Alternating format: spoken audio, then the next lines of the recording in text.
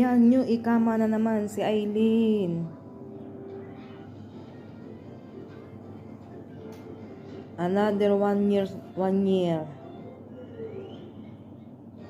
Ang ano ko lang dito sa Qatar, hindi na ako pupunta ng agency para magpirma ako. Fill up lang ako sa application dito sa online, sa apps.